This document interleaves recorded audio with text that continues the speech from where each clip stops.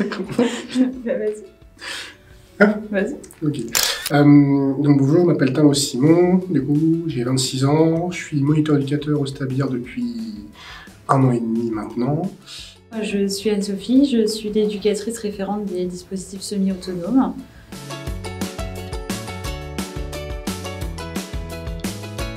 J'ai commencé en 2016, donc je travaille sur Chartres en tant qu'éducateur sportif, après entraîneur de rugby à 15, et dernièrement j'ai passé mon diplôme d'état de moniteur éducateur l'an dernier. Mon parcours professionnel, ça fait 1 an que je travaille avec des MNA. Avant cela, je travaillais dans la petite enfance, en crèche. Je me suis formée en communication non violente.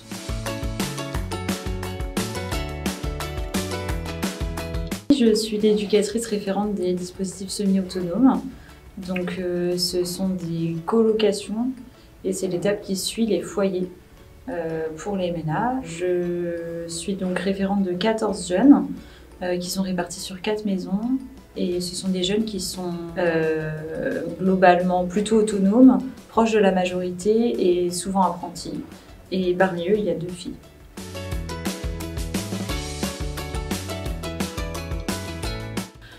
Au niveau du public MNA, je dirais que culturellement c'est super riche. Déjà on rencontre beaucoup de personnes, beaucoup de cultures différentes, c'est-à-dire que du coup on découvre beaucoup de pays même si on ne voyage pas beaucoup.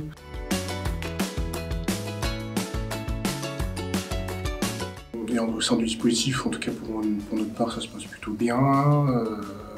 Ce groupe établi, on a rencontré que des personnes qui étaient plutôt bienveillantes avec nous. Notre hiérarchie, ça se passe très bien aussi.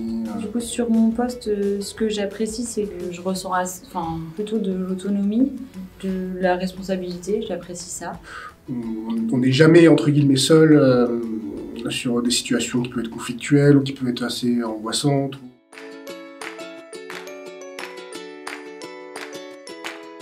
Mais nous, sur le foyer, nous, c'est surtout assurer la sécurité des jeunes, assurer le suivi du quotidien, animer la journée. On a un travail de référence aussi, que ce soit sur le suivi scolaire, le suivi administratif, rendre ses écrits à temps. Toutes les démarches qui sont à faire que pour le sport, pour les loisirs. Ça demande beaucoup de temps, beaucoup d'investissement, mais c'est plutôt génial. Déjà, mes journées, elles se présentent pas du tout pareil parce que les éducateurs, ils ont un système d'horaire de roulement. Moi, j'ai des horaires qui sont toujours d'après-midi. Et en fait, je suis en administratif l'après-midi. Et le soir, en fait, je passe sur les différentes colocations, savoir s'ils ont passé une bonne journée, s'ils ont besoin de quelque chose, si tout fonctionne dans la maison. Et du coup, ça devient plus humain le soir et plus administratif l'après-midi.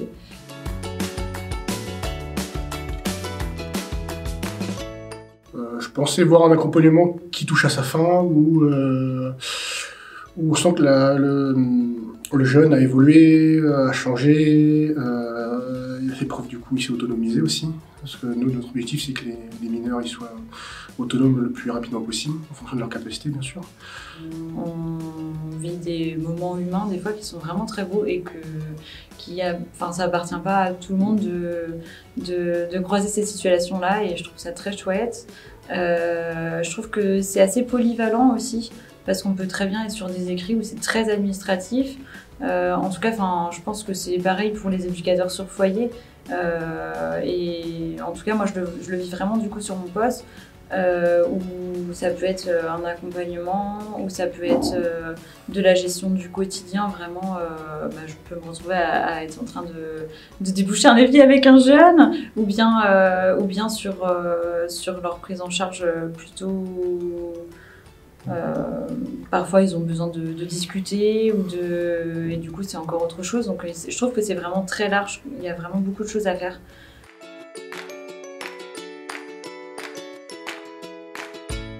Voir le but final toucher à sa fin. Quand ça se passe bien et qu'on recroise des jeunes pour X ou Y raison, ils nous disent on est super heureux, mon appart est trop bien, le travail il est trop bien et tout, on est content pour eux et c'est génial.